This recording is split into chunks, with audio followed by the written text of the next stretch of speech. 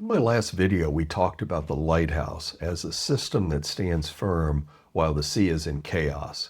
We now turn our attention to the specific parts of an operational risk system. I'll explain the simple system that I use to build and protect my wealth.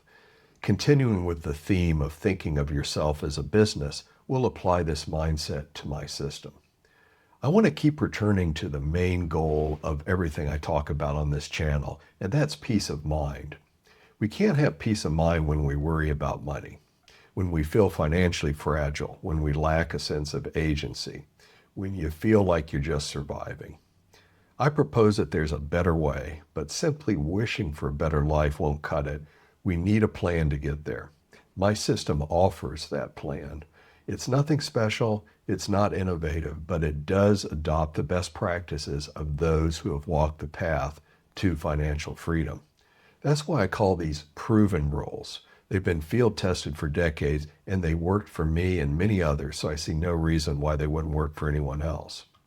So, if you follow this path, you'll be in good company, and most importantly, move from financially fragile to secure. That's how you achieve permanent peace of mind.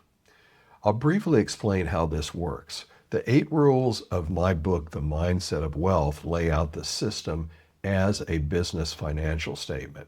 The first 4 rules address the expense side of the ledger. Why is that? Because a business with no debt is incredibly hard to bankrupt. The same applies for us as individuals. However, pile up unsustainable debt and you'll sabotage your financial well-being, just as a business that fails to effectively manage their expenses. I read a recent report that consumer debt was on the rise, this time with people making higher incomes. Now, regardless of the amount of money people bring into their bank account or into their business, if the debt is unsustainable, the business is financially fragile, it's at risk. So we start with these 4 rules. Rule number 1 is to confront your financial reality. Rule 2 is to pay yourself first. Rule 3 is to pay off high interest debt first. And Rule 4 is to optimize your expenses. If you fail here, the business goes bankrupt before it ever has a chance to grow. Here's the hard truth. Most people fail to confront their financial reality. So I have a big if to warn you about these rules. Your odds of achieving financial freedom without following them are slim, unless you inherited wealth or have some other trust fund that prevents you from tampering with it. But for most middle-class people, me included, I needed these rules to achieve my financial goals. I wasn't born into wealth. Now that we've gotten the expense side of the ledger under new management, we turn to the revenue side, and this is where we really start to grow our wealth.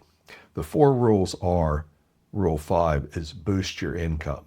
Rule 6, protect those assets, protect your assets. Rule 7 is to invest safely and consistently. And Rule 8 is to commit to lifelong learning. Let's apply these rules using an example. Sarah is a recent high school graduate who works in a warehouse. She learned from a friend that she could get a much better paying job if she had a degree in electric technology. She could continue working while taking these courses, but the risk is that this training is a significant investment. She'd be spending more than she brings in for a short period of time. The self sees this as a threat to her current comfort and an unknown risk. However, the system sees this as a managed risk to boost income and commit to learning. So, because Sarah has already followed Rule 4 and optimized her expenses, she has the capacity to make this investment without the risk of getting into financial trouble. In the beginning, these rules are hard to follow for many people who are just facing their financial reality. For those individuals who feel like they need some additional structure, I've created a supplemental daily journal to help implement the 8 rules.